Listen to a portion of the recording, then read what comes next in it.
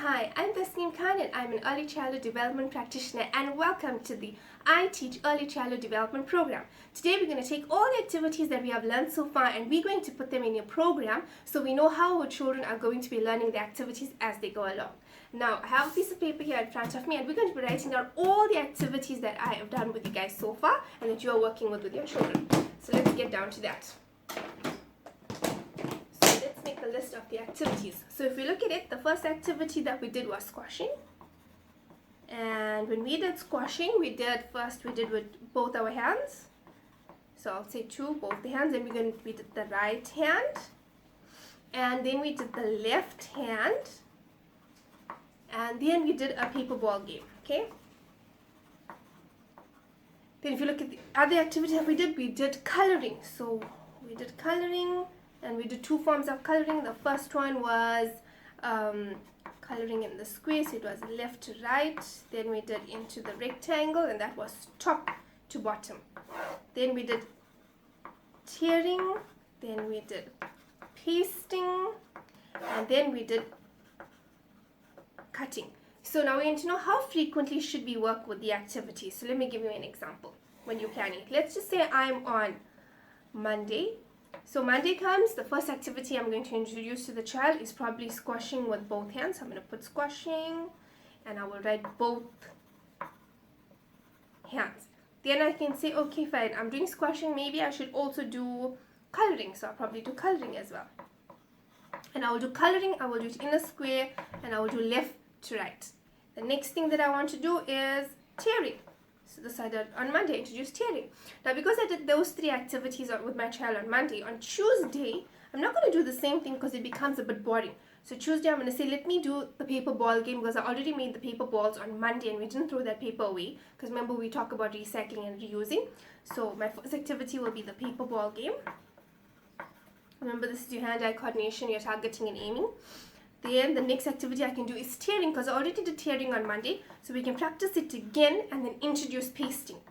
So we're going to do tearing, then we're going to introduce pasting. Come on Wednesday, now I can say, let me do coloring again. When I do coloring again, I'm not going to introduce left to right. And the reason for this is I need to practice, I'm not going to introduce top to bottom. I'm going to still stick with left to right because I need to practice the activity 3 times with the child to ensure that they're coloring correctly. I mean, they can do it as many times as they want, but as an introduction for the teacher, there are 3 times that you would have to work with the child with the activity to see that is it getting done correctly. So we're going to do coloring again, okay? And again, it's going to be left to right. So as you can see, Monday I did coloring left to right. I left the day in between and I went to Wednesday. Then I can do the next activity. Maybe I can introduce cutting. Okay? And besides introducing cutting on that Wednesday, then I can go back to tearing. So not tearing, we'll go back to squashing. Let's do a squashing activity. Now for the squashing activity again, you can do both hands because you want to practice this more than once. So let's look now, we're already on Wednesday. Okay, let's go and look at Thursday. So Thursday we're going to look again at, we introduced cutting, so the child will be very keen. So maybe you want to practice cutting again, you can do that. Because with cutting activities, they wouldn't give you a hassle. And then you can do another tearing and pasting activity on Thursday. Then come on Friday, maybe you can do an art activity or something. So maybe you could swap it and put your tearing and pasting activity on a Friday. We'll show you how to incorporate art into it. Let's say we got Friday now. And we can do coloring again on Friday. And then we're going to do squashing of the paper balls. And maybe we can do the paper ball game again, since we already made the paper balls. So if you look at this, I've got the activities written down.